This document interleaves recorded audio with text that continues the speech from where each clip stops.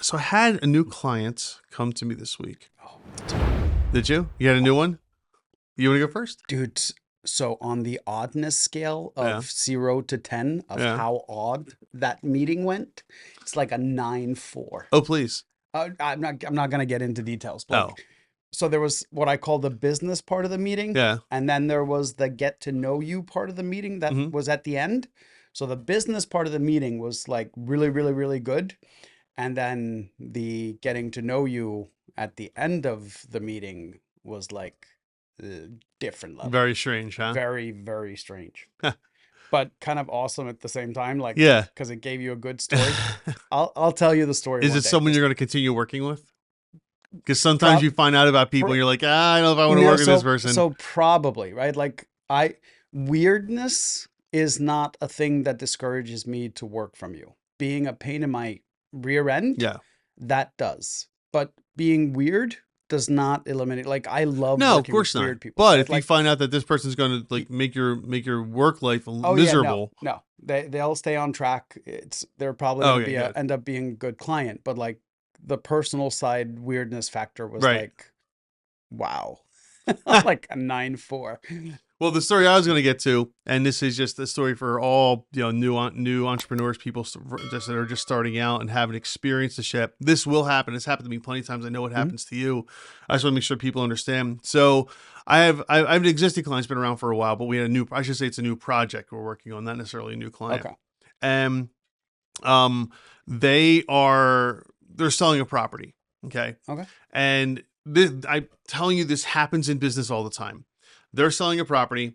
They have a buyer already because the buyer is a person who's already leasing the property, and the buyer is gung ho. Let's do like before I had the agreement sale together. He's calling me a couple times a day. Is it ready yet? Is it ready? Gung Hmm. ho. Let's go. Let's go. Let's go. Let's go.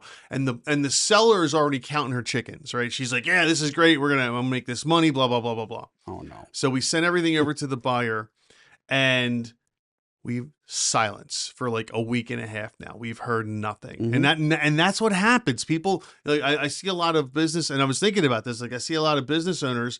They get a new client in or a new customer in. And the customer is like, "Yeah, I want 100,000 of these, and I need them right away, and this is going to be a great relationship." And you start counting your chickens, right? You start. She wasn't spending money, but you kind of start spending money in your head before you have it, and you get all excited about it, and then it never happens. Hmm. Now, I'm not saying this isn't going to happen, but based on the way this guy was before, the buyer, and the way the buyer is now, like Yep. dead silence, I don't know if this deal's going through. Yeah. I used to have a sales guy, and every day he would walk into my office to tell me about all the awesome deals that he had lined up. And I always told him the same thing. Come tell me about it when they've When signed they the close. dotted line.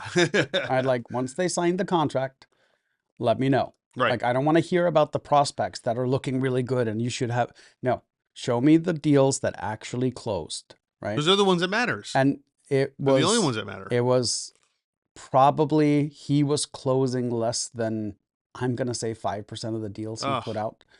But talking to him, you'd think he was the greatest salesman in the world, of course. right? Like, but He's the that's, best. yeah, but it happens all the time. And I don't care if you're a business owner, I don't care if you're a sales guy, whatever it is.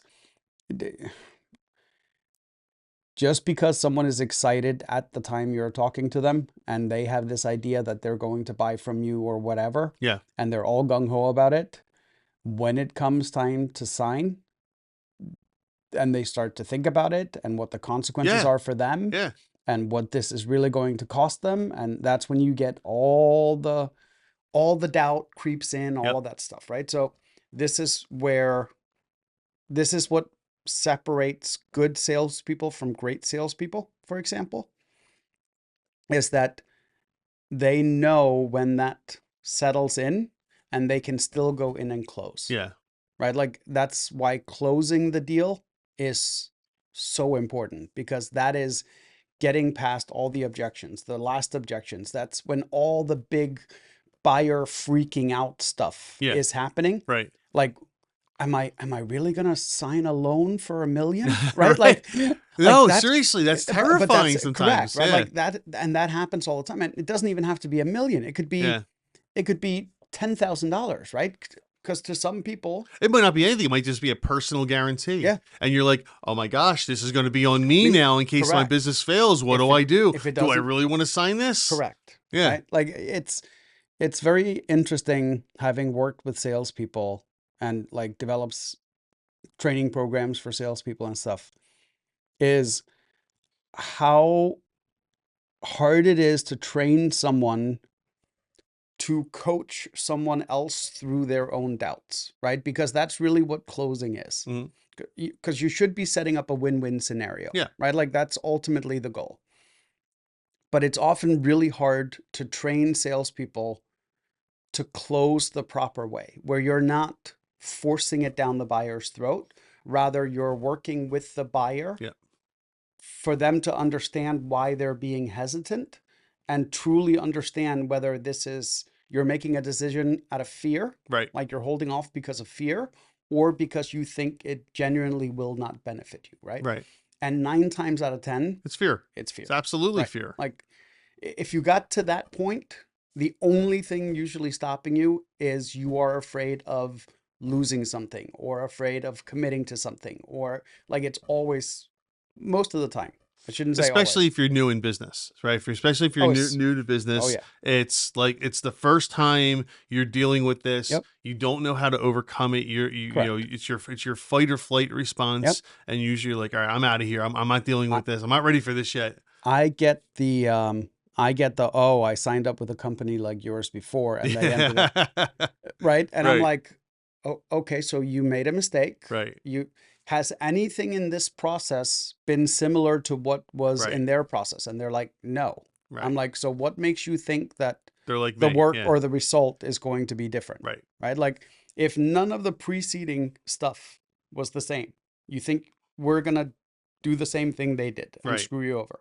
So that's a good point. So yeah, so for a lot of people out there, if you had a bad experience with Mhm. another vendor, another company or something like that, most of the time, no, not even most of the time, all the time, it's because you chose the wrong company. Yeah. Whether it's a marketing company, a bank, whatever, broker for something, the Lawyer, lawyer. real estate Yeah, agent, like exactly. name it. You Right? chose the wrong company to work with. Yes. There's you need these services. You're Yes. going to need these Yep. services, and in order to, and you just have to find the right person or the right company to work I with. hear it all the time from, because we primarily work with like local businesses, right? That have a limited radius. Yeah. I hear all the time, oh, I spent a year on SEO and it yielded no results. So SEO does not work for local businesses. Right. Meanwhile, I have a few dozen clients that do nothing but local SEO and they're booked out, Hmm. right? And I'm like, so let's consolidate these two thoughts. You did SEO for a year and it didn't work. I have a few dozen clients that I can pull up numbers for and show you that it's working.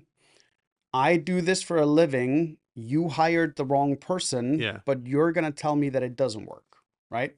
I'm like, that does not compute. Maybe the company you hired was just doing the wrong things. Right. Have you thought about that? And they're Right. like, huh. I'm like, because there's multiple approaches to SEO, for example. Like people think it's the same for everyone. It's similar for everyone, but optimizing for a local business versus optimizing for an e-commerce brand, Right. Very different. Very two different totally strategies. different strategies, Completely. totally different expertise, totally different approach to the work. But like people have a tendency of it's like, oh, all electricians do the same stuff. Yeah. Right.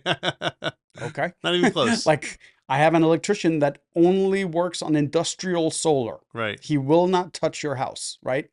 Does that make him the same as the guy up the street that only does residential? Yeah. Yeah. Exactly. Do you think those two could just swap their jobs tomorrow? Right? Like, Right. would they have a basic understanding of each other's work? Yes. Basic. Yeah. Does that mean they could do it? No. Absolutely not. No, not at all. And same thing with attorneys. I mean, Mhm. right? I specialize in business and intellectual property law. Yeah.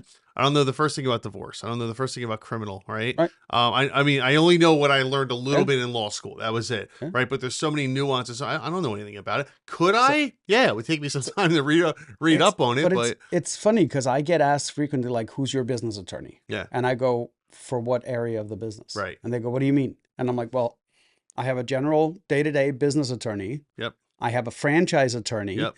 Which I got to Right? talk to you about later, by the way. Okay. I have a franchise attorney, and then, well, our business attorney also happens to handle our trademarks and stuff like Mhm. that. But sometimes not all business attorneys handle the trademarks and Right. that stuff. So Yep. you may need a separate attorney to handle just your proprietary information. Right. Like if you're a business that has a patent, your business attorney is probably not going to be your patent No, I attorney, don't handle patents. Can't right? do it. Like it's a whole It's a whole different. different thing. So now you may have 3 attorneys. Like if you're a franchise Yeah. that has a patent and does business day to day, you probably have 3 attorneys. Yeah. I mean, same thing with marketing, right? A lot of times you'll have the offline marketing company that does Yeah. print and Yep. billboards and things like that. Yep. And then the online that does all the digital stuff, and maybe even a Oh, third for TV. and no, so it can go even further than that. I'm So sure. like the digital could be broken in. You could have one that just does SEO and AdWords or pay-per-click marketing, and you could have a separate one that does all your social media. Yeah. Right? And then you could have a third one that handles all your media buying. Right. Right? Like if you're buying ads on Netflix or Amazon or any of those types of providers, there could be a third firm you're working with. Right. Now your job is really just hiring a marketing coordinator, so to speak, that makes sure that all these teams they're know. all working together. Correct. Yeah. If you found this clip interesting, make sure to go listen to the full podcast. There's lots more content there.